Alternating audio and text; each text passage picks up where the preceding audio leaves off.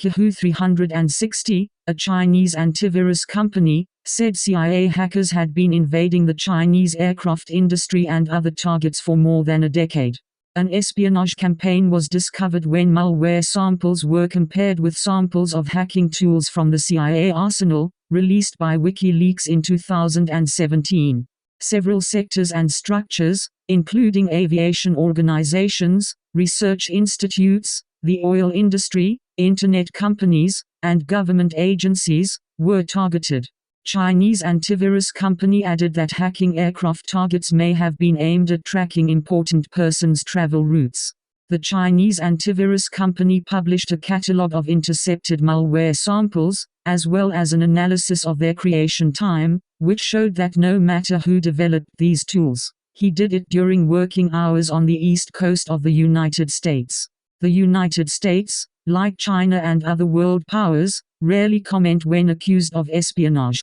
Nevertheless, there has long been evidence published by former NSA contractor Edward Snowden in the case of espionage by the United States or by American prosecutors and private security firms in the case of China that both countries periodically crack each other's computer systems. The allegations made by American companies against Beijing have been set out in long, comprehensive reports for many years. Recently, Chinese companies have begun to do the same with other foreign hacker groups. Chinese antivirus company latest release dates could be related to the indictment of 4 Chinese military hackers last month for hacking Equifax, a U.S. credit bureau, said Adam Segel, who studies China and cybersecurity at the Council on Foreign Relations in New York.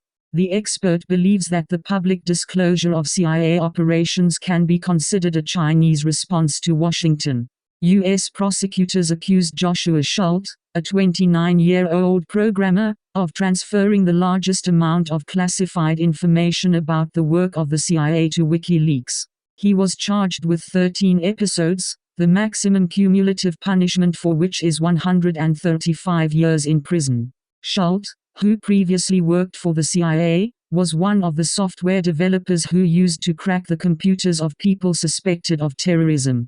The years of work and the millions of dollars spent on developing these tools turned into nothing, U.S. Assistant Attorney David Denton told a jury at a trial in New York last month according to a transcript of his speech. In March 2017, WikiLeaks published 9,000 documents, called Vault 7. From them it became known that the CIA used software vulnerabilities to connect to the Android and Apple operating systems, as well as Samsung's smart TVs. Schultz denies the allegations, claiming that he is unfairly accused due to relations with colleagues.